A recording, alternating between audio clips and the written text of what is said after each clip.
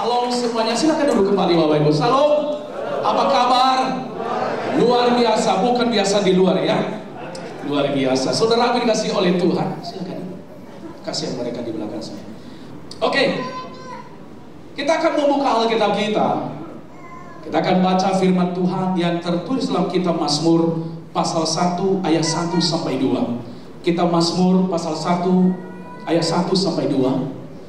Berbahagialah orang yang tidak berjalan menurut nasihat orang fasik, yang tidak berdiri jalan orang berdosa, dan yang tidak duduk dalam kumpulan pencemooh, tetapi yang kesukaannya ialah Taurat Tuhan, dan yang merenungkan Taurat itu siang dan malam. Tuhan Yesus sendiri berkata, yang berbahagia adalah yang mendengarkan firman Tuhan dan melakukannya. Bapak Ibu yang kekasih dalam nama Yesus, kitab ini adalah ditulis oleh seorang raja yang sangat terkenal, namanya Raja Daud. Dan di dalam pasal yang pertama, Raja Daud mengingatkan kepada kita bahwa ada kebahagiaan khusus bagi orang yang hidup di dalam kebenaran. Ada kebahagiaan tersendiri bagi orang yang melakukan firman Tuhan. Ada kebahagiaan yang tidak diberikan oleh dunia ini kalau kita menuruti perintah Tuhan. Ada kebahagiaan yang tidak diberikan oleh uang kita. Ada kebahagiaan yang tidak diberikan oleh kehebatan kita, kepintaran kita, kesuksesan kita, yaitu ketika kita berjalan dalam kebenaran. Makanya hari ini saya memberikan judul khotbah saya hari ini, coba dibaca. Ciri orang benar. Ketika kita pergi kemana-mana, saudara dikasihi Tuhan, kita pasti akan melihat ada namanya rambu-rambu jalan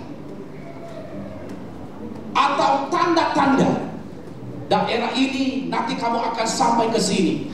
Kalau kita pakai maps di mana-mana, nanti 300 meter ke depan Bapak Ibu harus belok kiri. Benar atau salah? Berarti itu adalah salah satu ciri, salah satu tanda. Kita juga pergi ke tempat yang lain atau ke kota yang lain, ada tandanya. Ya, kita naik bus apapun. Nah, begitu juga dalam kehidupan kekristenan kita. Bagi orang yang hidup di dalam kebenaran, ada tanda-tanda yang ada di dalam dirinya. Ada tanda-tanda di dalam dirinya. Kalau dia seorang penjahat, ada nggak tanda-tanda bagi orang penjahat? Apa-apa? Kalau dia ngomong gimana? Selalu mengintimidasi orang. Lu mau pasti nggak? Ya. Mana setoran hari ini? Itu kan orang jahat. Ya.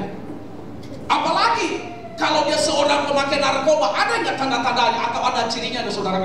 Banyak sekali. Kalau dia ngomong apa? Kamu belum tahu tadi saya ya? Ya saya juga belum tahu, ngapain? Saya pikir belum tidur gitu kan. Nah itu dia. Kadang-kadang dia DO, saudara. Itu adalah salah satu tanda-tanda yang sudah terikat dengan narkoba. Nah begitu juga orang yang terikat dengan kenajisan, yang ada tanda-tanda di dalam pikirannya adalah roh kenajisan. Yang dia bicarakan mulai keluar dari mulutnya lah kenajisan. Yang ada dalam pikirannya gimana, porno-porno itu yang ada di dalam pikirannya. Apalagi kita sebagai orang benar, pasti ada tanda-tandanya bagi kita. Kenapa kita ada di ruang ibadah pada saat ini? Kenapa? Karena kita berada di dalam kebenaran. Ada saudara dikasihi Tuhan. Kenapa kita ada di tempat ini? Karena kita berjalan dalam kebenaran. Berarti kita orang-orang yang hidup dalam kebenaran. Amin. Amin. Agak sulit. Gak tahu kalau lama ya. Iya pas banget sih Pak Pendeta. Iya. Udah setengah 12. Ya. Iya pas. Benar setengah 12. Coba lihat juga. Pas kan? Nah ada tanda-tandanya. Pasti anak kita tidak tahu. Bisa kita membedakan anak kita dua.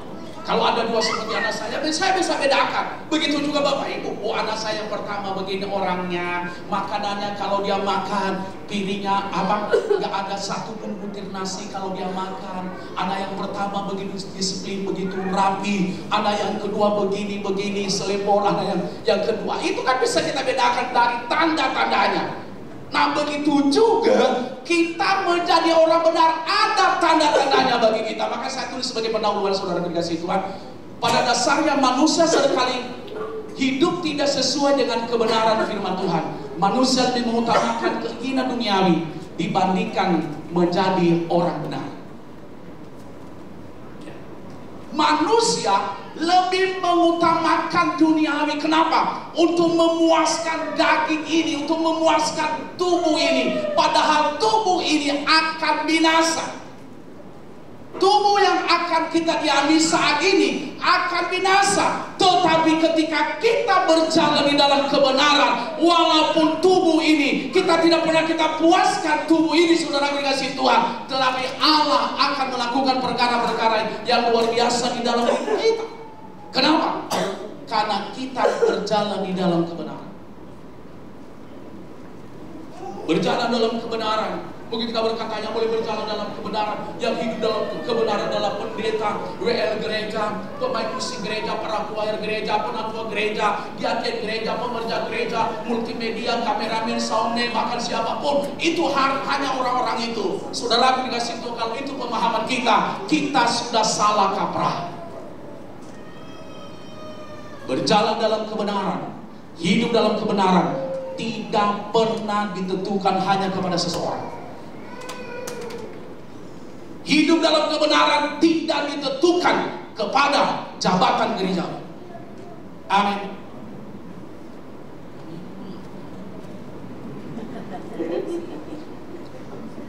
Saya rasa saudara, karena saya pakai dasi sekolah, makanya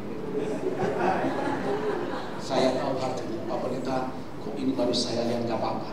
Dipikir orang saya ya agak gagah sedikit ya, supaya saudara daripada bingung gitu kan. Nah, yang menjadi pertanyaan bagi kita, apa saja ciri orang benar? Yang pertama, tidak berjalan menurut nasihat orang fasik. Katakan bersama saya tidak berjalan menurut nasihat orang fasik. Ya, coba saya kan, berbahagialah orang yang tidak berjalan menurut nasihat orang fasik.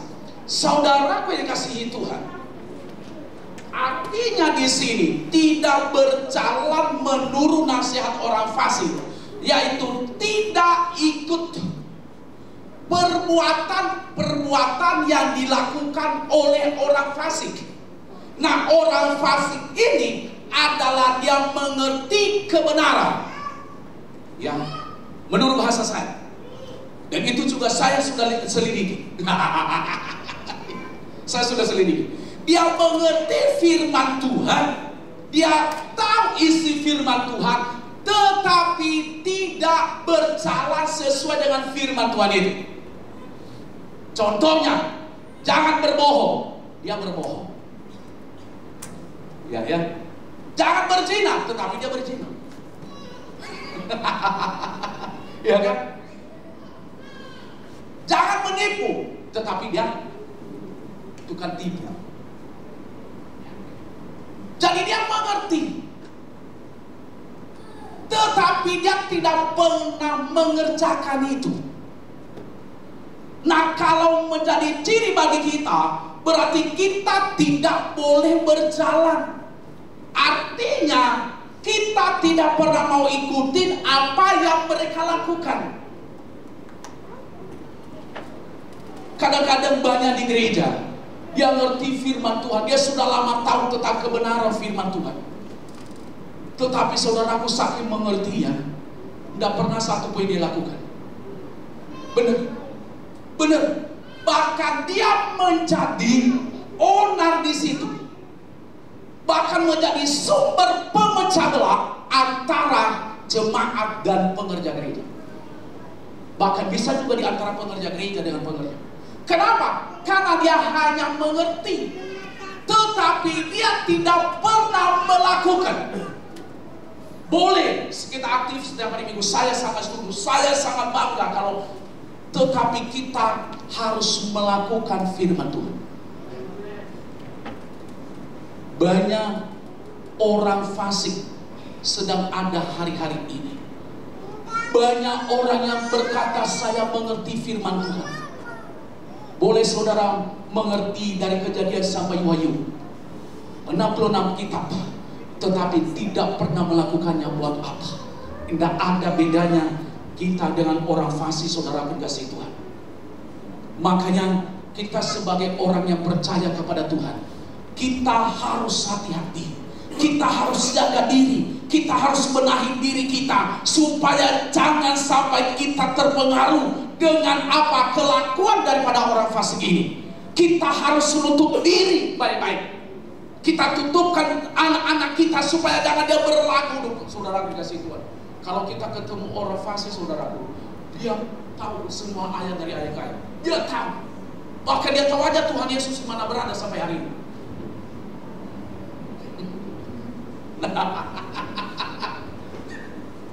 Tapi dia gak pernah tahu, gak pernah dia percaya bahwa Yesus ini. Betul.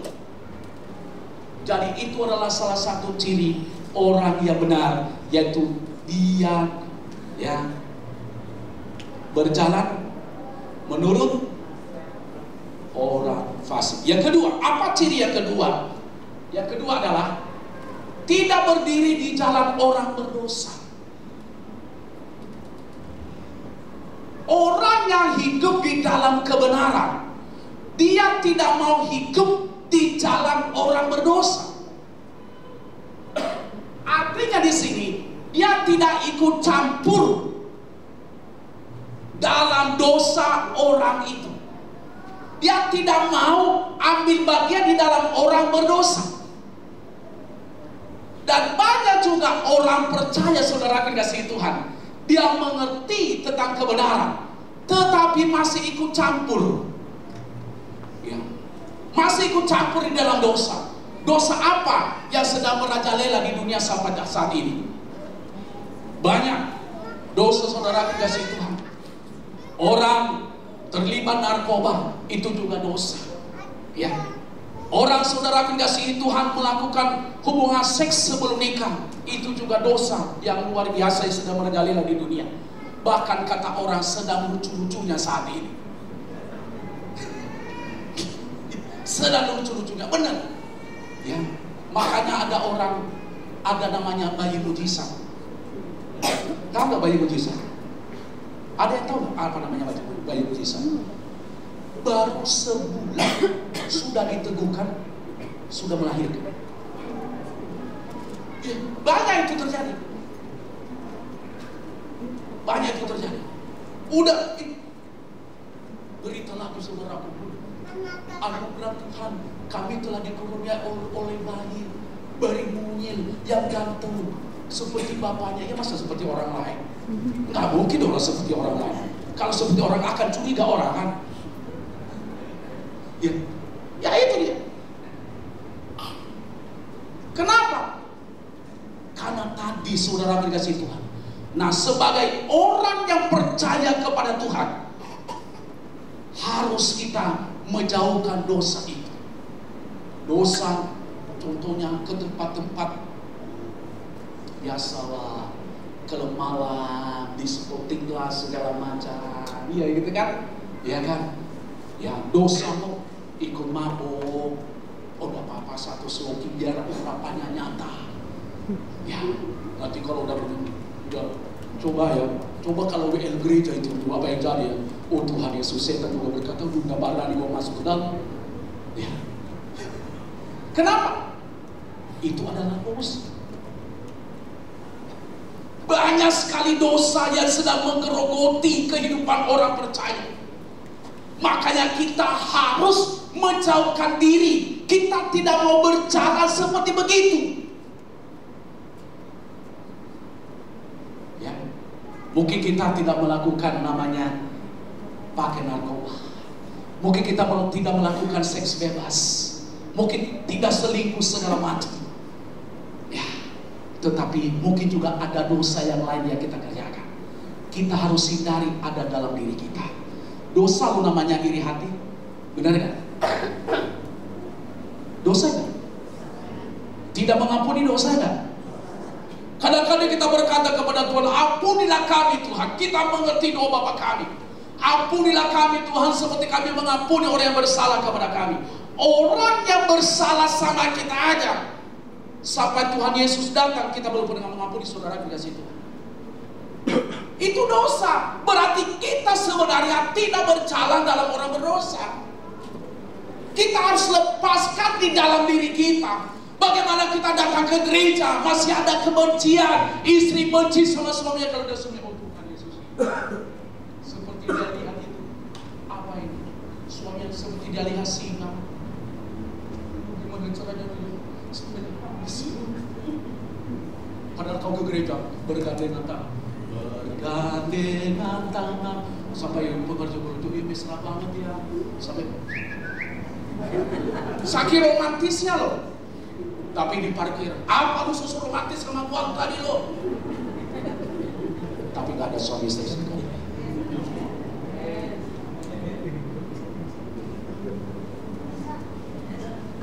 Iya, kita harus hati-hati. Lepaskan kepahitan dalam dirimu, lepaskan sakit hati di dalam dirimu, sehingga engkau tidak berjalan di jalan orang berdosa. Sehingga kita hidup dalam kebenaran. Amin saudara dikasih Tuhan. Amin. Lepaskan dalam dirimu menipu orang. Tidak ada di sini. Lepaskan dalam dirimu saudara dikasih Tuhan hal-hal yang lain, sehingga hidup kita benar-benar orang yang berjalan dalam kebenaran. Amin saudara dikasih Tuhan. Yang ketiga bisa sampaikan kepada kita. Yang ketiga, apa saja ciri orang benar? Tidak duduk dalam kumpulan pencemooh. Katakan bersama dengan saya tidak duduk dalam kumpulan pencemooh. Saudara aku dikasih Tuhan, banyak sekali pencemooh di sekitar kita. Banyak banget.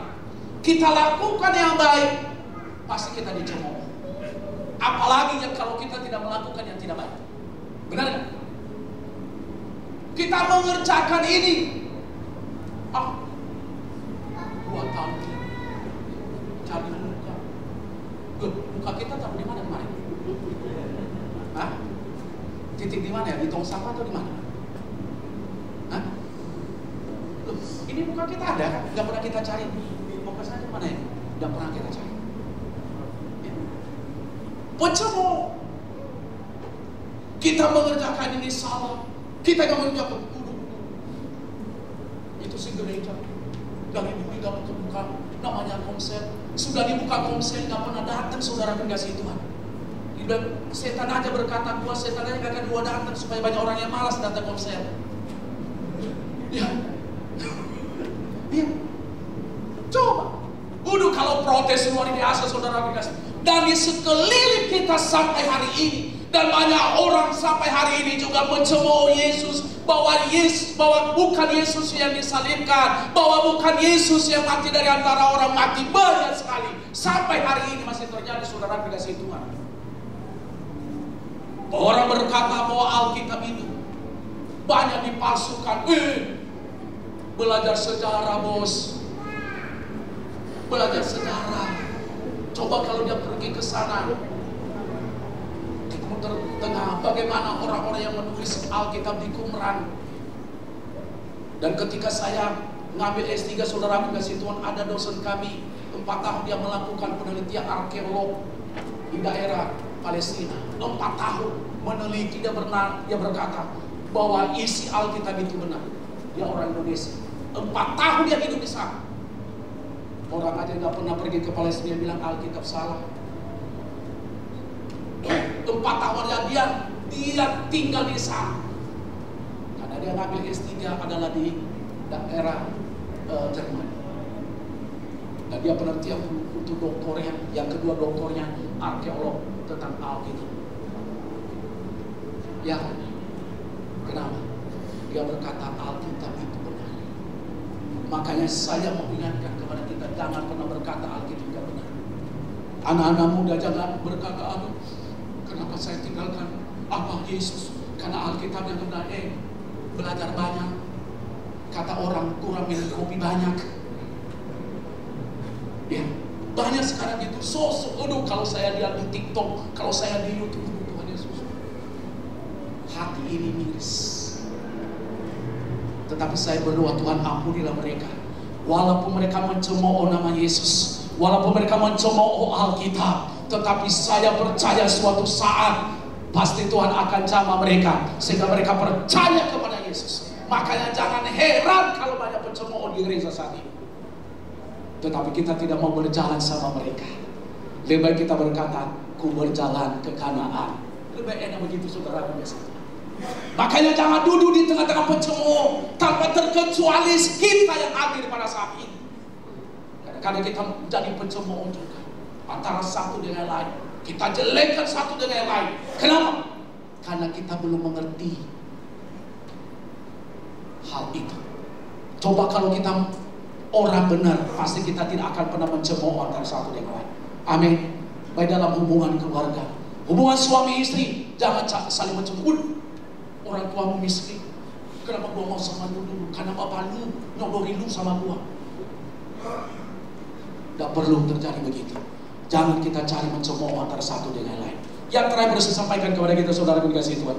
Yang terakhir, apa saja ciri orang yang benar? Nah ini, yang terakhir adalah suka membaca dan merenungkan Taurat Tuhan. Katakan bersama dengan saya senang merenungkan Taurat Tuhan. Kita harus kerinduan. Salah satu ciri orang benar adalah ada kerinduan yang dalam dari dirinya untuk merenungkan firman Tuhan. Saya bingung kalau dia berkata saya orang yang percaya kepada Yesus, tetapi dia tidak pernah membaca firman Tuhan. Saya bingung itu. Saya bingung. Saya juga bingung kalau pengerja gereja tidak baca firman Tuhan satu pasal atau satu ayat satu hari. Saya bingung bisa ikut dalam pelayanan. Saya bingung. Makanya orang yang tidak memiliki kerinduan untuk merenungkan firman Tuhan itu, saudaraku, makanya hidupnya tidak pernah menikmati ketenangan. Hidupnya tidak pernah menikmati sukacita. Hidupnya tidak pernah menikmati kedamaian. Hidupnya tidak pernah merasakan bahwa Allah sudah bekerja di dalam dirinya. Kenapa? Karena tidak ada kerinduan untuk membaca firman Tuhan. Tetapi kalau orang benar, pasti kesukaannya, dia tidak membaca firman Tuhan satu hari dan merasa ada yang kosong di dalam dirinya, ada yang kurang di dalam dirinya, ada satu hal yang membawa dia, kok saya gak membaca firman Tuhan saat ini. Jangan jauh-jauh dah kita kirim renungan sama orang. Kadang-kadang kita akan menjadi delivery, kan saudara dikasih Tuhan ya. Kadang-kadang biro yang mengirim firman Tuhan ke siapa-siapa. Kita kirim sampai 500 orang satu hari, tetapi kita tidak pernah membaca firman Tuhan itu buat apa? Orang lain diberkati, kita sendiri nggak diberkati. Makanya kata firman Tuhan, firman-Mu pelita bagi kakiku dan terang bagi jalanku. Tuhan nggak pernah berkata dalam firman Tuhan, firman-Mu ya 1000 watt di jalanmu. Enggak. Tetapi hanya pelita. Kenapa pelita?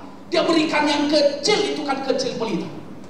Ada tujuannya, supaya kita lebih hati-hati, supaya pelita itu kita pelihara. Bagaimana pelita itu supaya jangan tidak mati? Dipelihara, harus kita cas setiap hari. Kalau perlu kita isi minyak. Ya, kalau zaman dulu lampu templong itu kan 1 jam sudah habis kan? Benar kan? Pernah gak lihat? Belum lagi nanti kita colok hidung kita, ada tanda-tanda urapan kan? Hitam. Loh iya kan? Dulu kita belajar begitu. Nanti besok pagi kita bangun, ya hidung itu. Kita pikir apa yang terjadi ya? Ya. Udah hitam semuanya. Layak. Nah itu dia, yang berikan pelita itu. Makanya jangan pernah abaikan, itulah yang menuntun jalan kita, sehingga kita tidak jatuh di dalam dosa, sehingga kita benar-benar diterangi jalan kita, agar kita mengerti bahwa kerinduan saya setiap hari adalah firman Tuhan. Saya akan berikan contoh. Ada di antara Bapak Ibu yang belum sarapan hari ini. Ada beberapa orang begitu aja dia makan siangnya. Tapi ada juga di antara kita, kalau dia gak sarapan pagi, apa yang terjadi? Sewot gak? Kadang-kadang kan, sewot kan? Nah, kenapa gak ada sarapan hari ini? Pak, gue lagi demam, Pak. Ya, kadang-kadang begitu. Kenapa? Karena belum sarapan. Apalagi firman Tuhan kalau gak ada di dalam diri kita. Makanan rohani kita, gak ada firman Tuhan dalam diri kita. Makanya banyak orang yang jatuh. Makanya banyak orang yang hidup di dalam dosa. Kenapa? Karena firman Tuhan itu tidak ada dalam dirinya. Makanya dia gak berjalan dalam kebenaran. Saya sangat percaya kalau ada kesukaan di dalam diri kita untuk merenungkan Taurat Tuhan siang dan malam, saya percaya hidup kita akan berdampak bagi banyak orang. Dan orang berkata kepada kita, dia adalah orang yang hidup benar. Sehingga nama Tuhan dipermuliakan di dalam diri kita. Berikan tepuk tangan dong. Saya akan tutup. Karena ada tepuk tangannya, berarti tepuk tangan perpisahan. Saya akan tutup. Menjadi orang benar merupakan hal yang penting agar hidup kita semakin hari semakin menyenangkan Tuhan dan diberkati Tuhan. Sukses saudara. Tuhan Yesus memberkati. Saya udah pemain musik. Maju ke depan.